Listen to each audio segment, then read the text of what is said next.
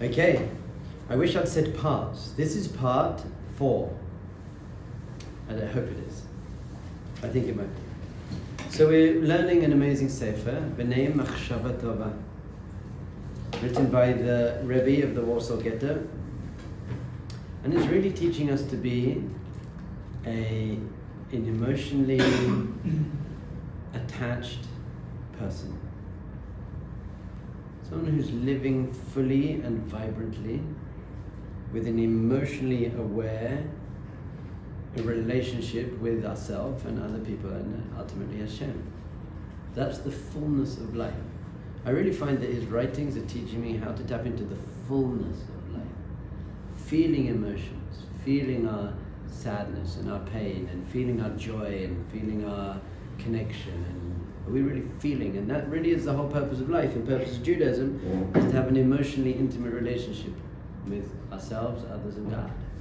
That's what we're doing here. And yesterday we spoke about the fact that there are 2 different relationships of people living in the king's palace. You have the son of the maidservant. So he's working in the king's palace, he's working for the king, but he doesn't really have a relationship with the king. He doesn't see the king or hear the king or just enjoy being in the king's presence. But he is in the palace, he's working for the king, and it's pretty cool. And then there's the son, the child of the king, who's also in the palace, also in his father's entourage, but he's sitting next to the king. He can sit on the king's lap if he wants to. He hears the king speaking, he enjoys the king's presence. So he's telling us that our service, our Jewish life, our prayer and our Torah study and our mitzvahs, we want it to be on this aspect of closeness rather than distance. We want it not to just be my obligations that I'm taking care of. We want it to be that these things are leading us to a real relationship with Hashem. So that was yesterday. And we said, really, based on the pasuk, the verse in the Torah, Banim atem la Hashem Elokeichem. It's a very, very important verse in the Torah. Because unfortunately, the way Hashem chose to write the Torah, and we can get into a whole discussion why, we often see a more kind of angry face of Hashem. Hashem's getting angry quite often, or I'm a jealous God. So it's very, very important to also notice that we have verses like this. Banim atem Hashem Elokeichem. You're Hashem's children, and a healthy father loves his children unconditionally and yearns to be with his children and wants to give his children everything good. And everything he tells his children to do is for his children's benefit, it's not for his own benefit. To really get that kind of healthy relationship with Hashem, very important. So he said what we want to have, this deep feeling of closeness. וכמו הבן ששמח לקראת אביו אחרי שלא ראהו כמה שנים. And just like a son is deeply joyous to be with his father. Hopefully, you're going to be that father who your son is deeply joyous to be. You walk in the house and he comes running up to you and launches into your arms. You know what a good feeling that is. But you have to be that sort of Abba that the child is doing that and not running away and hiding under his bed. You want to be that Abba, it's the best feeling. I actually whistle, my children know my whistle. So before I even get home, I whistle and they come out the house, they come like little puppies, basically. And they come shooting out the house, it's like, Abba, it's such a good feeling. Hashem is saying, I want that to be your relationship with me. Not, my Abba's here, I better do the right thing, or I better hide, I'll be in trouble. No, the opposite. It's like, yeah. Now I studied many religions, many cultures, and other people speak about this idea of happiness. Should be happy. Oh, happy day. Oh, happy day. But Judaism sees it as the essential basis for all of our avodah. It even says in the Torah, if you keep all the mitzvahs, but you're not doing it b'simcha, you're not doing it with this deep, joyful connection, you really missed the point. I was asked to speak at a wedding, and then eventually I couldn't. I just made the bracha, sameach to samach, under the chuppah. But then I wrote out what I would have said had I spoken. And I gave it to them, printed it out nicely. And I said, everyone knows in a marriage that kedusha, holiness is very important. But holiness without simcha, kedusha without joy, what is that? It's like it's nice, it's pure, it's good, but it doesn't have connection and vitality. And I said, ahava, love in a marriage, very important. But what's love without joy? What's love without simcha? I think probably one of the most important things you can do as a father or a mother in your house is to bring simcha into the house. You want your house to be a place where the kids are jumping around and singing and playing. That's very, very healthy atmosphere to grow up in. You don't want your kids to grow up in an atmosphere of fear. Although they should also have deep reverence and respect. So if the father says, hey kids, it's time to go upstairs to bed, they go upstairs. It's like, there's got to be discipline, not aggressive, violent discipline, but so that's our relationship with God. Our relationship with God has to be such affectionate, joyful, playful vitality and excitement, but there's also rules here. There are. My kids know that there are rules in the house. You can't do that. You cannot hit your sister. I'm sorry. You hit your sister, there's consequences to that. But they're not hitting their sister because of their consequences. They're not hitting their sister, hopefully, because they're just in such a joyful, loving home that it's just so weird to do that. Why do I not want to go against Hashem? Not because I'm afraid that Hashem's going to punish me, but because I don't want to ruin the relationship. I don't want to upset my father, because I love my father. So when my kids do what I tell them to do, I don't believe they're doing it from a place of, I'll be punished if I don't do that. I think they're doing it from a place of connection. If I do what I'm meant to do, I'll feel happy. I'll have a good connection to my father. In fact, I might have told you this story. I've been speaking to lots of groups. About 6 months ago, I took some stuff out of my pocket at the table, and some money fell down, picked it up, and then a few minutes later, Binyamin, he was 10, he was recently, he came up to me and said, Abba, here's 10 shekels, your 10 shekels you dropped. I said, thanks, Pez. And he said to me, I just wanted to know for a second, my Yetzer Hara, when I first saw it, said, put it in your pocket. Take it, you can buy an ice cream. But immediately, I was like, no, this is not the right thing to do. So I said to Binyamin, wow, Binyamin. Firstly, you identified your Yetzer Hara, your negative side, but you didn't identify with it. You didn't say I'm bad, you identified it and then you didn't listen to it. That was great. And you're not blamed for your first thought. Do you know that? That's a general rule in Judaism. That first forbidden thought or angry negative thought, you're not judged on that or blamed for that. That's the Yetzer Hara, that's your negative side. It gets thrown into your head to see how you deal with it. You are judged on your second thought though. If you're going with it or whatever, then you're judged. But that first thought, not yours. So Binyamin got that. And I said to him, Binyamin, how do you feel now? I'm so proud of you. And he said, I feel great. I said to him, and I've been saying this thing his whole life, so he's really got the message. Doesn't it feel good doing the right thing? It just feels good doing the right thing. And he was like, yeah, it does. And our relationship, and I said to him, and what about the opposite? Let's say you had put it in your pocket. I wouldn't have known, by the way. But every night I read Binyamin a story, bedtime story, and very often I get into his bed with him. And we cuddle, and he's on my shoulder, and I'm reading him a story. So nice, so good. Sometimes I fall asleep then. Wake up at 2 o'clock in the morning, it's so good. So, I wonder at what age that would get a bit weird. Probably quite soon actually, but anyway. So I said to Binyamin, imagine tonight I'm reading your bedtime story and you're on my shoulder, but you'd stolen the 10 shekels. I wouldn't have known about it. How would you have felt lying there? And he was like, terrible. Because knowing that I did something wrong, especially against my father, it just makes me feel terrible. It ruins the relationship, even if my father doesn't know about it. So he gave me the coin back, not because he was afraid that I'd punish him. I wasn't going to punish him. But because he wanted the relationship with his father, and he wanted to do the right thing, and he wanted to feel good about himself. That's why I did it. I actually said to him, imagine you'd actually taken that 10 shekels and then bought an ice cream. How much would you have actually enjoyed the ice cream? Now thank God Binyamin's a very pure, sweet boy, so he wouldn't have. I think there are kids who would be like, yeah, legit, be very good. Thank God Binyamin, he I say you would have had to hide somewhere and quickly eat it, you wouldn't have enjoyed it. And he goes, no, I wouldn't. And how much are you enjoying now this conversation and how proud I am. Simcha is such a fundamental and foundational part of Jewish life. It's an avoda. It's the basis of everything. In fact, Rav Shimshon Pinchas, who's written amazing Sfarim, they're all translated into English, very good Sfarim. He has a sefer called Sharim B'Tefillah, which means the gates of prayer, and he speaks about what prayer really is.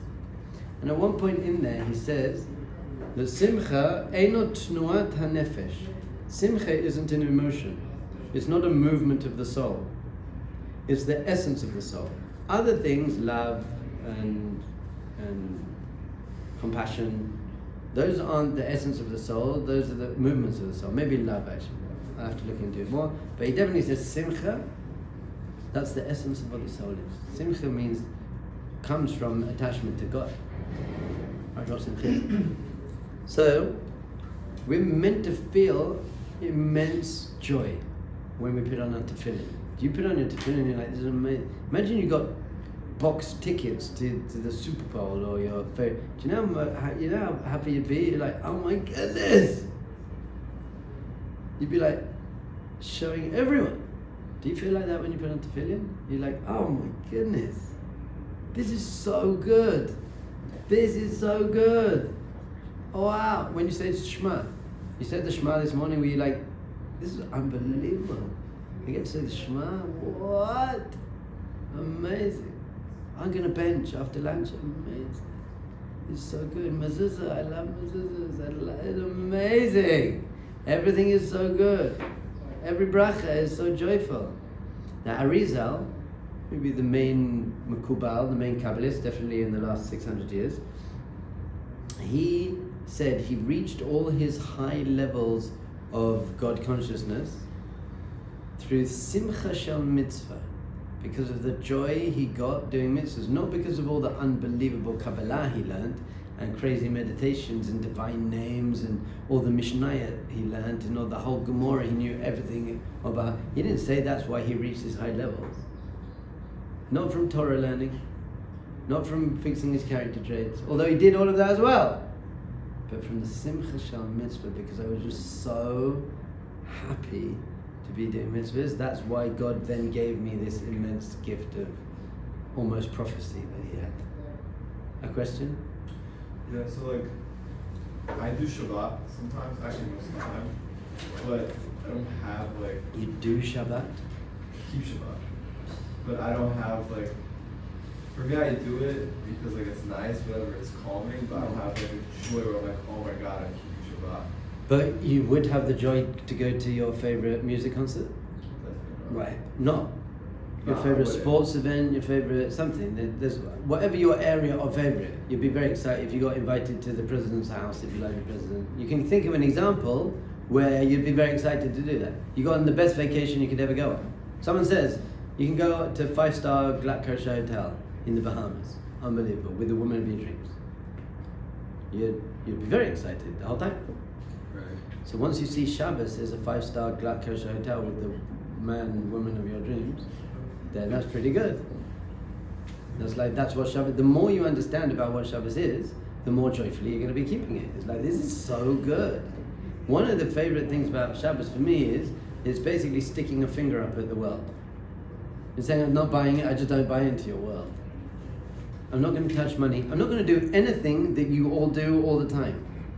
There's no phones, TVs, social media, Netflix, none of that. There's no smoking weed and cigarettes. There's no touching money. There's no shopping, nothing. Basically everything that people spend their time doing and valuing in the Western secular world, for a whole 25 hours we're like, I just don't believe, I'm just not into it. That's an amazing statement. I just love that fact. It's just so good. Especially to be able to do that in the 21st century. You're saying an amazing, powerful thing when you're doing that. And that's the way I love sit as well, and Kippur and Payas. Because I'm saying I don't buy into your fashion either. I just don't buy into your world. But I'll play in your world and will be the most successful, greatest nation who ever walked the face of the planet in every single area of your world. I'll do it, but that's just the 6 days where I have to do it. But that's not how I'm invested in. I'm invested in Shabbos. It's all about Shabbos. Everything in life is about Shabbos. Even the days of the week are called Rishon, Sheni, Shlishi, Shabbos. It's all about Shabbos. Let's get to Shabbos, Shabbos, Shabbos, Shabbos. Well, how do you prevent your ego from taking control? You're saying it's pretty hard to not just think to yourself, I'm better than every other religion. No, it's a completely different class. But the more you are okay and confident and happy in your path, the less you not care about, but I don't need to be better than other religions. I don't need to be other people. I'm cool now. It's when you're a bit egotistical and you have your own way and I'm right and you're wrong and you're self-righteous, that's when you need to put people down. But if you're truly happy, you never put people down. Happy people don't put people down. I don't need to put people down. What's the point? I just don't want to. I could. I bet I could find something bad about you, but I'd rather focus on the good things about you and other people and other religions and other thought things. I don't believe they're true, but I don't believe they're bad. Well, there are some I do believe they're bad, but very few. But how do you beat your ego as a whole? Like, you'll be in yeshiva for 2 years and we'll talk about that. Hard thing, isn't it? And depending on who you're speaking to, there are very different answers of how do you beat your ego. One basic way, if you're a generally quite good person, it happens here a lot. People say, I'm becoming more religious, but now I'm kind of looking down on other people. They're not growing as fast as me. They're not learning Gemara as well as me. They're not as holy as I'm being. And it bothers them that they're looking down on other people. So for people like that, I say to them, it's okay. All you have to do is identify that voice when it comes up and disidentify from it, like Binyamin did with the coin. Say, okay, I hear that egotistical voice, but it's not me. It's a voice in my head. It's not me. And I actually will see the good in other people because they're really good people. But if I get some and it has happened, 18-year-old frat boy coming into my class and being like, Rabbi, how do I deal with my ego? I'd say to him, and I have said to people, well, I think it's very strange that you have a big ego because there's nothing so great about you. Like, why would you have a big ego? Because you're ripped and you manipulate women to be with you, and you don't care about their emotions, and you're very good at throwing a big orange ball into a net. That's why you feel good about yourself.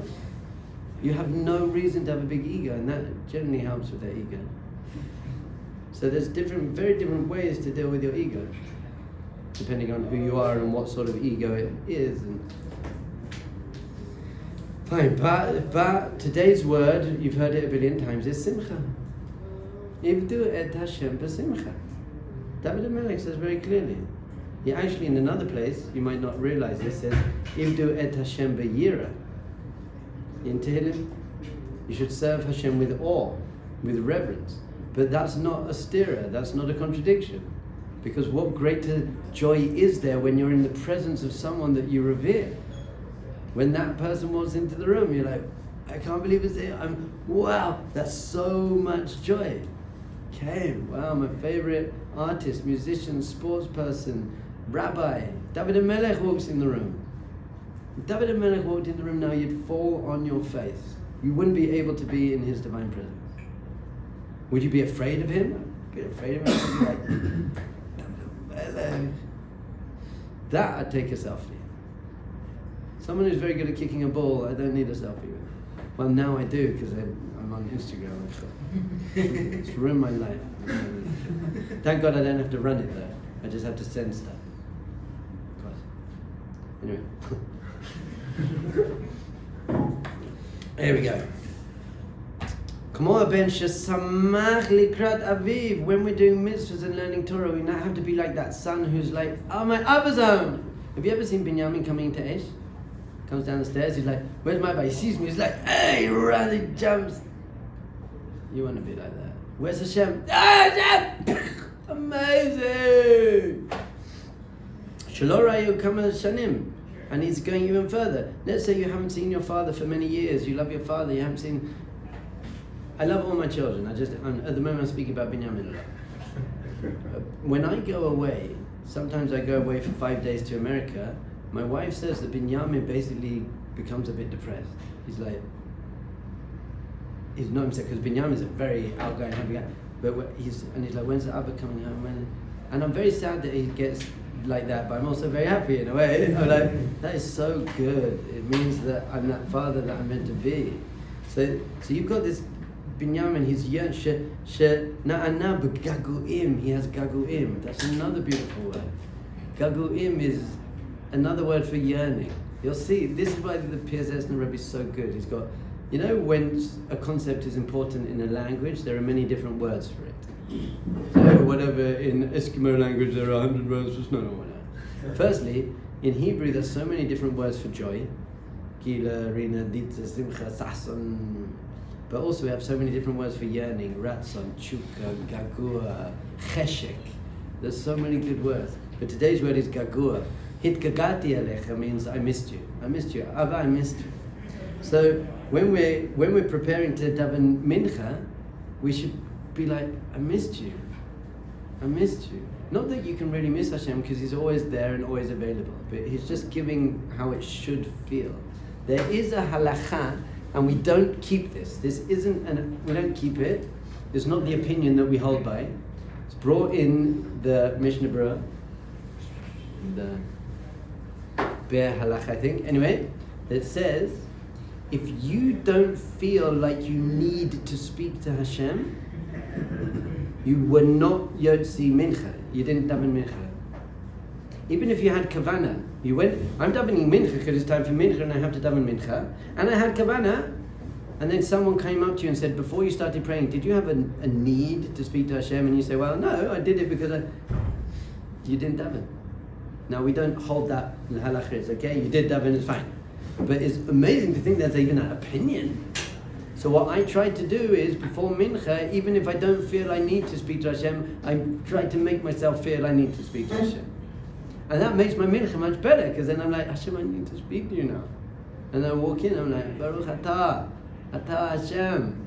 Amazing, what an opportunity. Someone said to me literally, every day, how can you pray 3 times a day?